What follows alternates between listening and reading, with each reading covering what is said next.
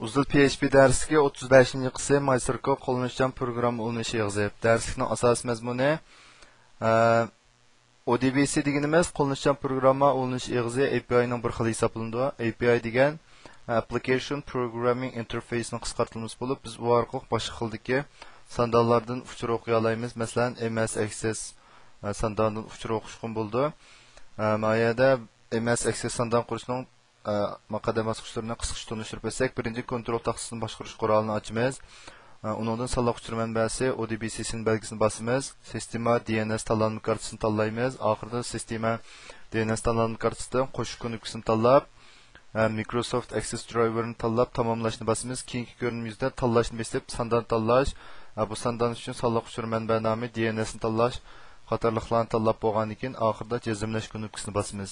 Demak, mushkil qadam bosqichlar orqali bu ODBC'niki MS Access sandan qurishniki qadam bosqichini tamomlag'ili bo'ladi.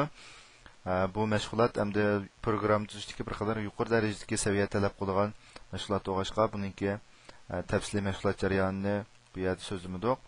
Ammo izlanuvchilar uchun ulgu misolda shu ODBC'ga masaldagi qisqacha bir shu PHP kodini berdik. Bu kodni tafsiliy ko'rib, selishtirib o'rgansak bo'ladi.